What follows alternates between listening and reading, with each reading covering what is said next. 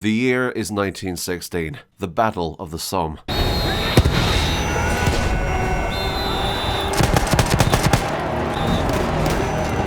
Around you are hundreds of people doing exactly what you're trying to do. Survive. Bullets whizzing past your head, your only goal is to survive. You're not only fighting for your country, but you're also fighting for those you love, getting vengeance for those that have been lost, and the opportunity to go home and see your son one last time. But unfortunately, this fight is for nothing. On the darkest day in the world's history, you die.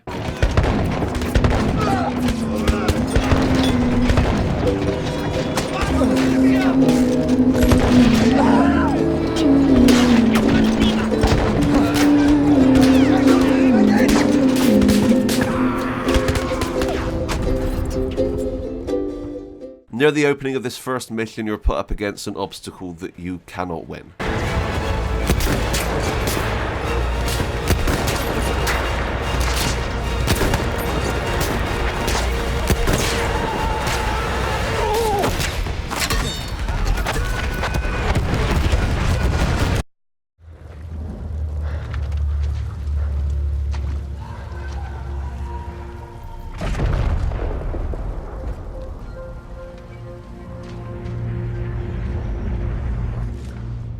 They push, we push. Every once in a while, we push hard enough that the light breaks through the clouds, and a world beyond the war glimmers, just out of reach. I wanted to use Battlefield 1 as the preface for this video, and that's why first person is so important. Not only does it immerse you in the character that you're playing as, but it gives you so much more perspective. If this mission had taken place in the third person, you would not have been as immersed as you were in first person. In today's video, I want to talk about why first person is so important. Letting you see through your character's eyes is amazing. If I get given the choice between first person and third person, I will always generally take first person. Recently, I started playing The Witcher 3, a game that is highly regarded, but I will admit it feels like there is a separation between me and Geralt, something that I may not have had if the game was in first person. While a controversial topic and something I've seen other people talk about, people like third-person RPGs. I've seen a great deal of people asking for third-person in something like Kingdom Come Deliverance, but today I want to defend first-person. I want to tell you why I think it's very important. Looking back on Battlefield 1, that opening sequence is one of the most harrowing and eye-opening experiences in a video game. It's one of the best opening missions in any game. The fact that you are fighting for your life in that game from the perspective of the soldier you are fighting as, and the fact that you get thrust immediately into another soldier as the original one got killed is horrible. But it makes you feel connected to the person that you are. You don't want that character to die. One of my favourite video games is Fallout New Vegas. And I know I talk about this game a lot, but that's because I think it does something absolutely fantastic. As opposed to something like Fallout 4, which is part of the same series, you have a silent protagonist. The courier says nothing. You never see the courier before you create the courier.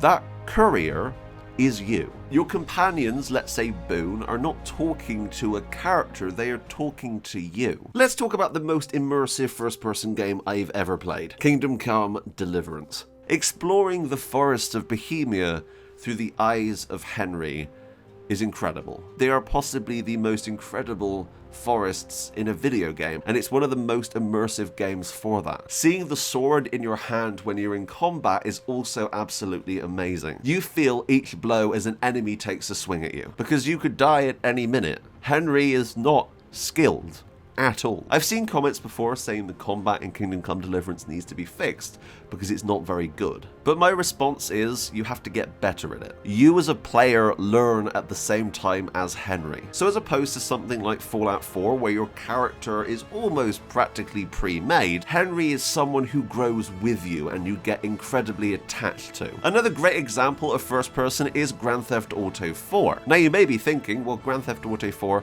is third person, but there are mods. Grand Theft Auto 4 in first person is amazing. You get to see the cars that you're actually sitting inside of. Now yes, the models may not be great, but it feels a lot more immersive than seeing your car from the outside. And every single granny bouncing over the bonnet for 50 points feels a lot better.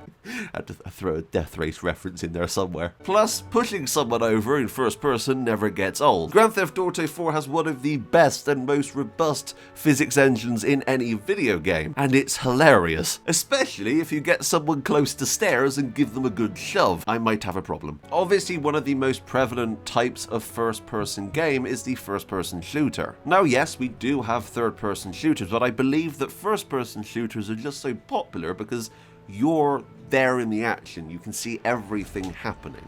Take something like Modern Warfare 2, you can see your gun, you can see everything that's on it, all of your attachments. When you have explosions all around you and you have kill streaks going off, you get scared. You run into a building. It feels scary. And talking about scary, let's not forget first-person horror games. One of the most intense horror games I have ever played is Amnesia: The Dark Descent.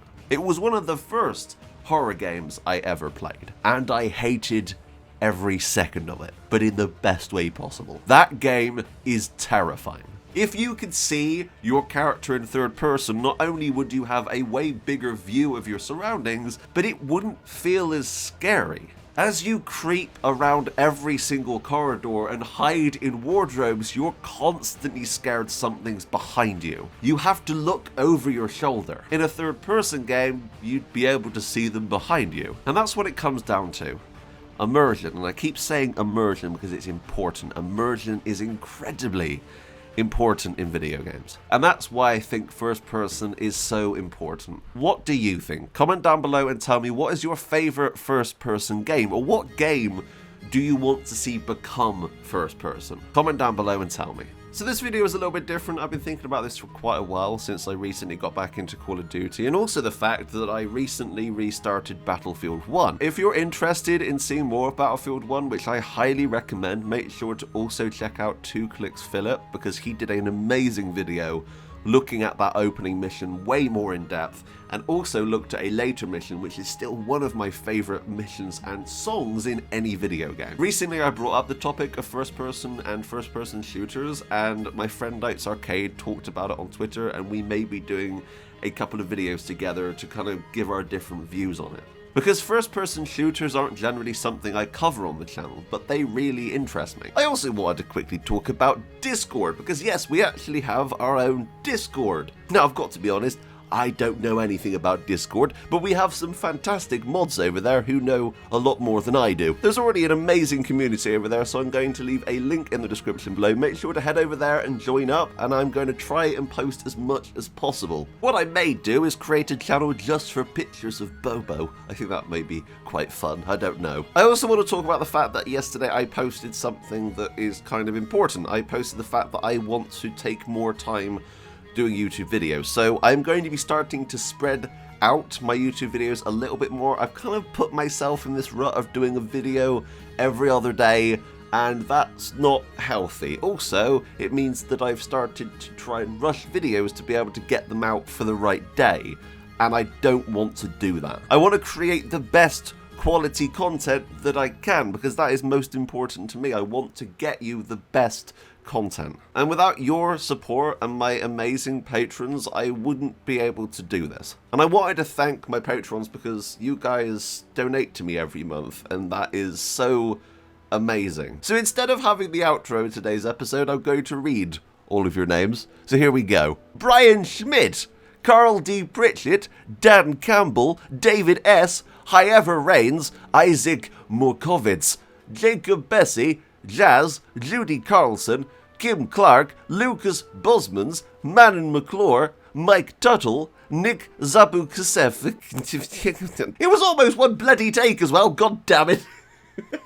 Damn you, Nick! Nick Zabukovsek, Peter Coughlin, Ramsey Bonneville, Robert E. Sams, Shikanta, and Zella09. Honestly, thank you so much. You guys have done something that I never thought would happen, and you've donated to me which is amazing. Anyway, thank you so much for watching, but until next time, that's me, out. There, guys.